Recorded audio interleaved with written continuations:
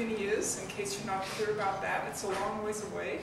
It's the big island north of Australia that's kind of turkey-shaped.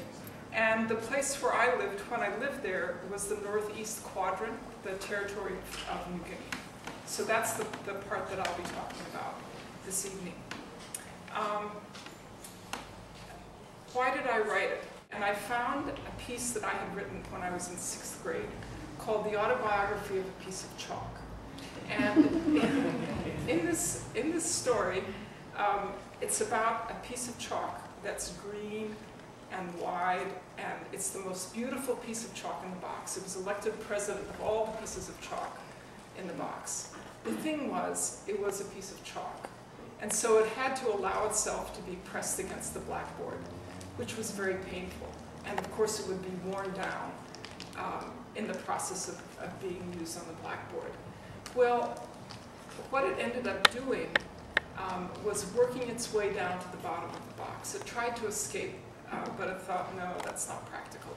But what I could do is make myself as invisible as possible. And so that's what it did. And the essay ends there with the chalk at the bottom of the box, all worn down. And what hit me was that I was writing about myself.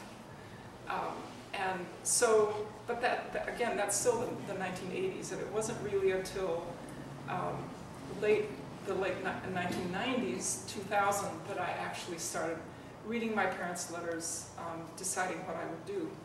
So there were these things that just kind of, I would say,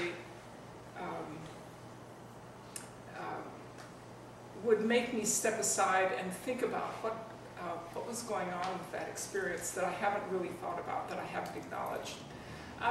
And another reason that I wrote it was that I could write it, and I mean that literally. I had my parents' letters. I had my father's diaries. I knew that there were archives at the Evangelical Lutheran Church in Elk Grove, Illinois, that I could consult. So I had this material. I also had the great good fortune to work at a place that values this kind of work, Grand Valley State University. And so 5 years ago, I had a sabbatical where my focus was working on this memoir. And then as all of these things were coming together, it got to where I really had to write the book. It wasn't just a question of could I do it or did I want to do it, but it felt like this was unfinished work. And if I really wanted to make sense of my life, I needed to write this book. I needed to find out why my parents were missionaries, how this all came about, how they made the choices that they made, and so on. So I want to start with a little sense of the atmosphere, the environment in which my father, and I'll be calling them Albert and Sylvia, although sometimes I'll slip and I'll call them, I mean, it's okay to call them my father and mother or mother and dad, but usually Albert and Sylvia because I'm talking about them as themselves, not so much as my parents. So to understand a little bit about the milieu out of which Albert came to then decide to be a missionary, I want to read a hymn. 2 verses. O Zion, Haste. It was written in 1861 by Mary Thompson, and I think it's really reflective of a very strong orientation, certainly in Middle America. I don't know to what extent it was also on the East and West Coast, but certainly Middle America and countries in Europe as well, that the job of Christians was to Christianize the entire world, and they meant that literally. There were conferences on that topic. It was a major enterprise as far as people were concerned, and I think you could hear that in the verses of this hymn that would have been sung at mission festivals. We sang it at my church this year, even. I mean, it's definitely still around. O Zion, haste, your mission high fulfilling, to tell to all the world that God is light, that he who made all nations is not willing one soul should perish, lost in shades of night. Give of your own to hear the message glorious, give of your wealth to speed them on their way, pour out your soul for them in prayer victorious, and haste the coming of the glorious day. After World War II, when there was so much destruction in New Guinea, and I'll talk a little bit about that later, there were some ads in mission publications saying things like, we need 5 carpenters and 3 nurses and 4 pastors and so on and so on. If you aren't going, why aren't you? I mean, it was that explicit in terms of they were pushing. In some respects, Albert was a very unlikely candidate to be a missionary. He grew up the son of German immigrant parents in southeast Nebraska, and it was definitely a closed society. The idea was you did exactly what your parents did, and what his parents did was to be farmers. And all 7 of his brothers and sisters grew up and did what they were supposed to do. They bought farms, all within 7 miles of the original homestead, worked those farms, had children. Now that generation, most of them were farmers, but now their children have moved away. But you can see, I think it's a community intended to be self-perpetuating. And one of the ways that you did that was not to put a whole lot of emphasis on education. So you would go through 8th grade, but not high school. None of my father's brothers and sisters even went to high school. And not only did he do that, he went to college and then seminary. And he did what you're absolutely not supposed to do, which is to marry out. He married a Norwegian, of all things. A member of the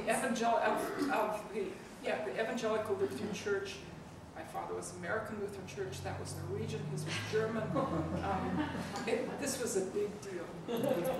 Some of you are nodding your heads, you understand.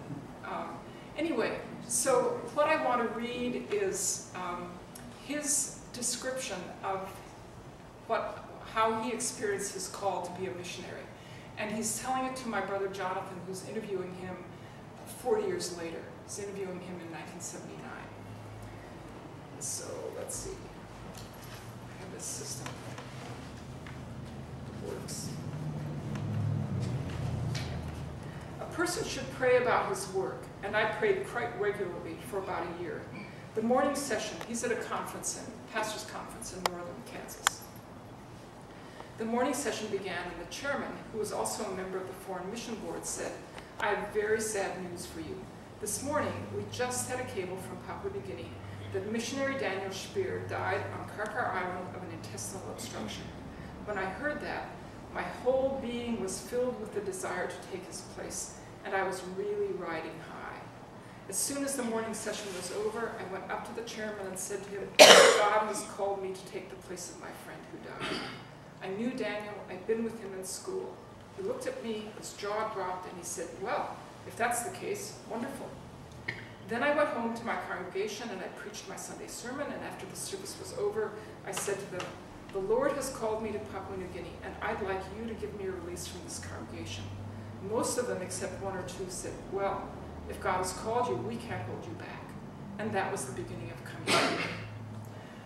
Well, what I learned, and this was always the way that we heard the story growing up. I could have told this story to my brother. He didn't need to interview my father. And this sense of God told me this is what I was supposed to do. I did it. It's been my guiding light ever since. And who could question that? And certainly, if you're a child, if you're this person's daughter, you certainly wouldn't question it. What I learned from the letters is the waters of the Red Sea did not part nearly so easily. His mother was bitterly opposed to his going and remained that way through her life. So that was a big part of it. It took him a month to finally tell his congregation that he wanted to go. I mean, and I'm not for a minute accusing him of lying, not at all. This was the way that he remembered it. This was the basic engine that kept him going. So it makes sense that he would describe it, I think, in the straightforward way that he does. Well, you can imagine that if you have such fervor that you're going to go to New Guinea and you are going to do good work and you're going to do it with great energy,